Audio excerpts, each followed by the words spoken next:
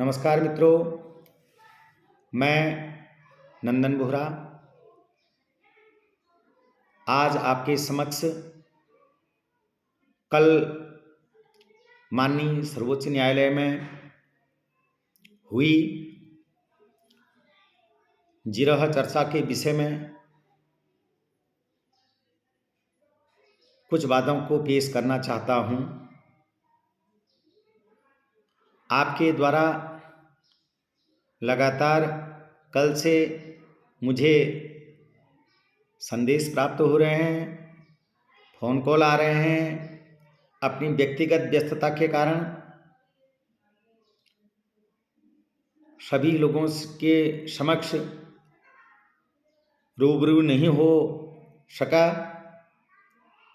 इस हेतु आज इस वीडियो के माध्यम से आपके सभी प्रश्नों का जवाब देने का अपना छोटा सा प्रयास करूंगा। सबसे पहले तो मैं आप लोगों को यह बताना चाहता हूं कि विभिन्न संगठनों द्वारा, समाचार पत्रों द्वारा यह बात कही जा रही है कि NIOS प्राथमिक शिक्षक भर्ती 2021 से बाहर हो चुका है, जो कि निराधार है, बेबुनियाद है, कानून की आज्ञा की अवहेलना भी है। आप पूर्व में भी जो घटनाएं हुई थी उन घटनाओं पर भी प्रकाश डालिए। कुछ संगठनों के द्वारा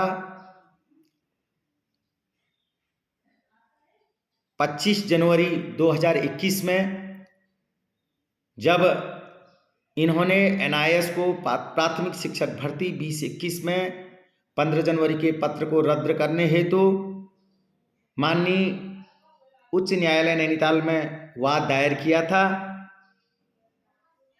तत्कालीन न्यायाधीश न्यायमूर्ति श्री शरद कुमार शर्मा जी द्वारा उक्त भर्ती में स्टे लगाया गया था। मात्र स्टे को ही इन्होंने इस तरह से परोसा कि समस्त समाचार पत्रों के माध्यम से, सोशल मीडिया के माध्यम से और ऑडियो वीडियो कई माध्यमों से ये कहते हुए प्रचार करा कि NIOS DLED प्राथमिक शिक्षक भर्ती से बाहर हो चुका है, वह क्लीन बोर्ड हो चुका है। सब्र का फल मीठा होता है मित्रों, सच्चाई आप लोगों के समक्ष है। पुनः डबल बेंच में जब यही मैटर चला, न्यायमूर्ति राघवेंद्र चौहान जी ने इनके केस को खारिज कर दिया था, यह कहते हुए कि आपका उद्देश्य तो NIS का 15 जनवरी का पत्र रद्द करना था, आपकी बात तो पूर्ण हो चुकी है, आप तो प्राथमिक शिक्षक भर्ती में एलिजिबल नहीं हो। यह कहते हुए उनके पत्र को, उनके उक्त रेट को, उनके याचिका को खारिज कर दिया। पुनः कई बार इन लोगों ने प्रयास किया कि हम इसमें इंटरवीन करके अपनी बात को पुनः जारी रखें, पर ऐसा संभव नहीं हो पाया। आज ये माननीय सर्वोच्च न्यायालय में अपनी बात को कहने के लिए पुनः गए। माननीय सर्वोच्च न्यायालय के समक्ष हम बतौर कैविएटर थे। मित्रों, आप लोगों को बता देना चाहता हूं, कैविएटर के सीमित दायित्व होते हैं, सीमित अधिकार होते हैं। वो बहस करते समय, अपनी बात को रखते समय सीमित अधिकारों के तहत ही बहस कर सकते हैं। फिर भी हमारे विद्वान अधिवक्ता द्वारा अपनी बात को रखा गया तमाम टाइप की बहस चली। बहस होने के बाद जज साहब इस विषय में थोड़ा कंफ्यूज दिखे कि वास्तव में मामला है क्या।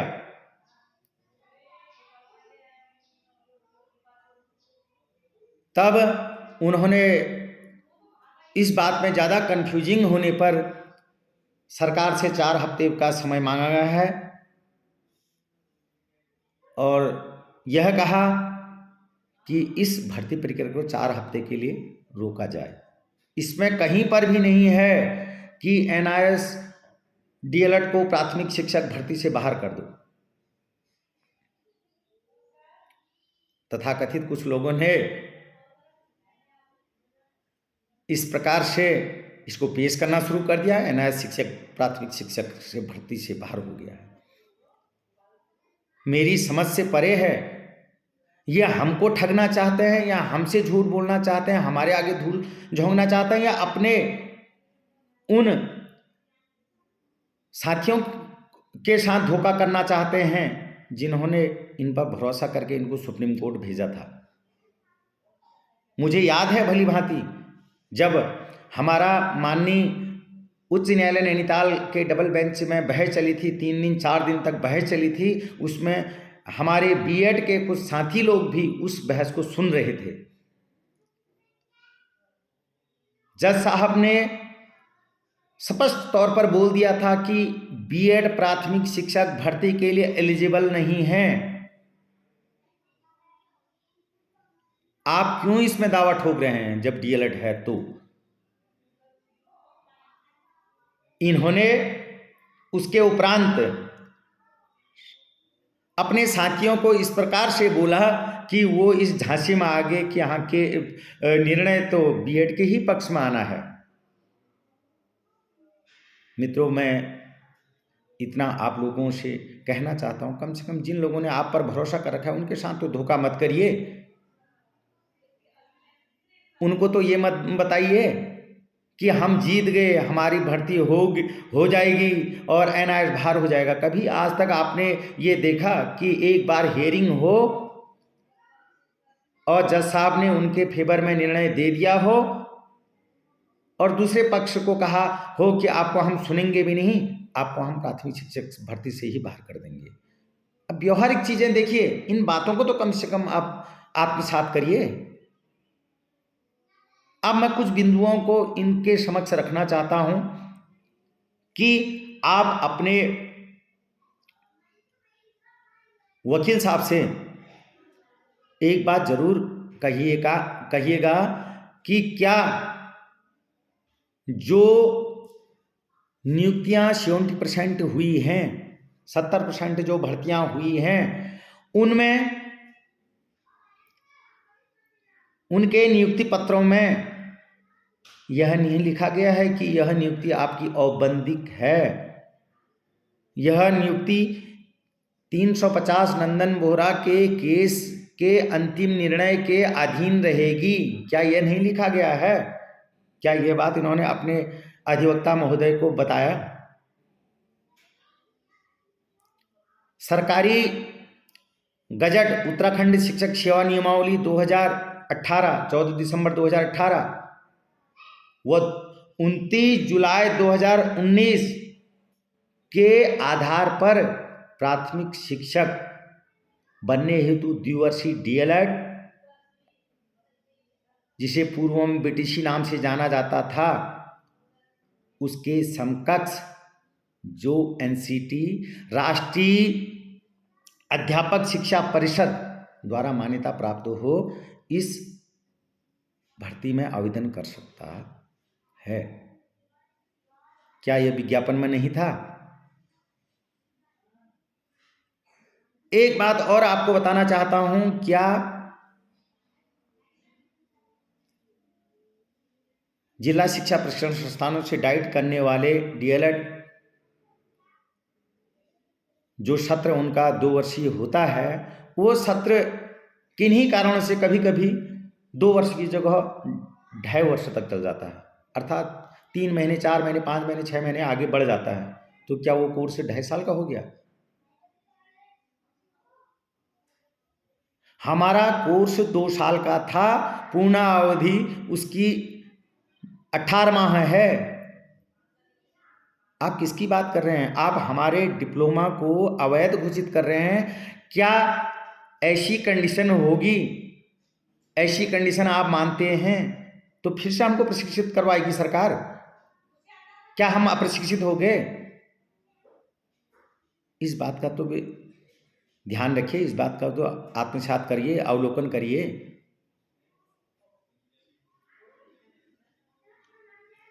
आपको और बात बता दूं, 14 दिसंबर 2018 की शिक्षक सेवा नियमावली नियम 9 क के अनुसार योग्यताधारी अभ्यर्थियों से प्राप्त आवेदन पत्रों पर प्रथम वरीयता द्विवर्षीय डीएलएड का रहेगा। यदि डीएलएड प्रशिक्षित नहीं होंगे तो बीएड प्रशिक्षितों पर विचार किया जाएगा। विचार किया जाएगा। शब्दों की ओर ध्यान रखिएगा। कम से कम अपने अधिवक्ता महोदय को इन पॉइंटों को भी एक बार बताइएगा जरूर। भारत सरकार का राजपत्र दिनांक 10 अगस्त 2017 के आधार पर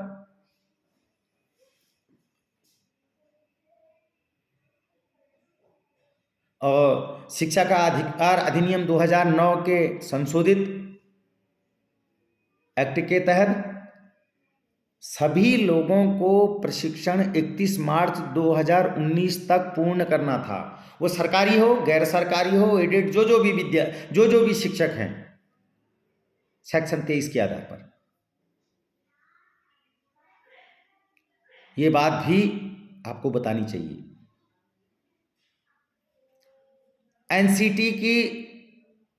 एनसीटी का जो पत्र 22 सितंबर 2017 का है, जिसमें स्पष्ट तौर पर गजट नोटिफिकेशन के लिए पत्र गजट डिपार्टमेंट को दिया था, उसमें लिखा हुआ है कि 18 माह में 6 माह का इंटर्नशिप प्रयोगात्मक प्रशिक्षण भी शामिल है। हमारे प्रमाण पत्र, अंक पत्र का अगर इनका सोर्स एलआईयू इतना काम करता हो, उसका भी अवलोकन कर लें। उसमें हमारा द्विवर्षीय पाठ्यक्रम है, वर्षवार लिखा हुआ है। और दूसरी बात, एक बात और, ये लोग कहते हैं कि पत्र तो इनका 6 जनवरी का है। मित्रों, 6 जनवरी का जो पत्र है, आपको भली भांति बता देना चाहता हूँ, वो स्पष्टीकरण पत्र है। मान्यता तो 31 मार्च 2019 को ही मिल चुकी थी, उससे पूर्व ही मिल चुकी थी। और ऐसे ही पत्र 14 मई 2020 को बिहार को भेज दिया था एनसीटी ने, 19 मई 2020 को भेज दिया था, पुनः 6 जनवरी 2021 को भेजा था। क्या एक ही डिप्लोमा को अनेक अलग अलग राज्यों में अलग अलग समय पर मान्यता मिलेगी क्या?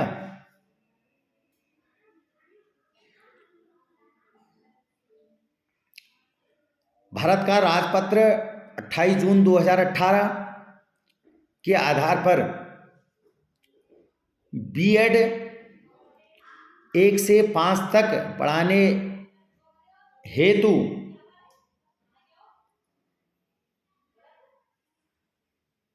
विचार किया जाएगा। भारत के राजपत्र 28 जून 2018 में बीएड के विषय में लिखा गया है कि बीएड 1 से 5 तक अर्थात प्राइमरी में पढ़ाने हेतु विचार किया जाएगा। रखा जाएगा नहीं है ना? विभिन्न राज्यों में जैसे बिहार है, राजस्थान, त्रिपुरा, असम, मणिपुर, कई अन्य राज्य हैं, उनको सरकारी जॉब में रख लिया गया है, उनको नियुक्तियां प्रदान कर दी गई हैं। आज प्रातःकालीन बेला में मुझे बिहार के पूर्व अध्यक्ष माननीय श्री पप्पू यादव जी का मुझे फ़ोन आया। मेरे अजीज़ मित्र हैं, समय समय पर उनका सानिध्य मुझे प्राप्त होता रहता है। अब ये मित्रों, लड़ाई न केवल उत्तराखंड की रह गई, अब ये अखिल भारतीय NIST-DLED की लड़ाई हो गई है। देखते रहिए, समय वक्त जवाब देगा। और बड़बोले बातों को हम नहीं करते हैं। हम NIS हैं, गंभीरता हमारा परिचय है। वक्त आने पर आपको जवाब दिया जाएगा। और यदि कुछ भ्रामक तथाकथित लोगों द्वारा, चैनलों द्वारा, मीडिया द्वारा अगर हमको हानि पहुंचाने के उद्देश्य से भ्रामक प्रचार किया जाता है तो कानूनी सहायता ली जाएगी। आवश्यकता पड़े कानूनी एक्शन भी लिया जाएगा, करा जाएगा। अपने NIST-DLED परिवार को पुनः कहना चाहता हूँ, तनिक भी आप चिंता न करें। हम गंभीरता के साथ अपनी बात को रखते हैं, रखेंगे और जीत करके लाएंगे। पुनः मुझे इन लोगों के इस प्रकार से व्यापक प्रचार करने पर संदेह पैदा होता है, क्या ये अपने अधिवक्ता महोदय से मिले होंगे? क्या इनका अपने अधिवक्ता से आमना सामना हुआ होगा? या अधिवक्ता महोदय ने इनको गलत बातें बताई होंगी? जब संपूर्ण भर्ती पर स्टे लग गया है तो इनका यह कहने का क्या राय है? NIST-DLED प्राथमिक शिक्षक भर्ती से बाहर हो गया है, प्राथमिक शिक्षक भर्ती को सुचारू रखा जाए। क्या इनका अधिवक्ता ने यही इनको जानकारी दी होगी, या इनके अधिवक्ता इनको झूठ बोल रहे हैं, या अपने मित्रों को अधिवक्ता की फीस देने के लिए झूठ बोल रहे हैं? मित्रों, आप B.Ed उपाधि धारक, हमसे अनुभव में बड़े हैं, ज्ञान में बड़े हैं। इस बात का भली भांति अवलोकन कर लें, क्या उचित है, क्या अनुचित है। मैं नंदन बोरा अल्प बुद्धि वाला हूँ, मुझे ज़्यादा जानकारी नहीं है, मुझे ज़्यादा बोध नहीं है, कानून के पहलुओं को मैं ज़्यादा नहीं जानता हूँ। आप लोग तो भली भांति जानते हैं। ध्यान रखिएगा, सबल सबल करके कदम रखिएगा, कहीं ऐसा ना हो खिसियानी बिल्ली खंबा नोचे।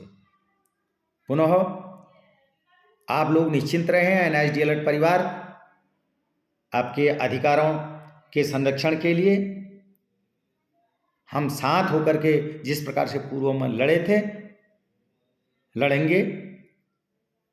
और झूठ फरेब का जो रास्ता अपना रहे हैं उनको मुखौटा जल्दी ही साफ होगा। पुनः अग्रिम शुभकामनाएं हैं।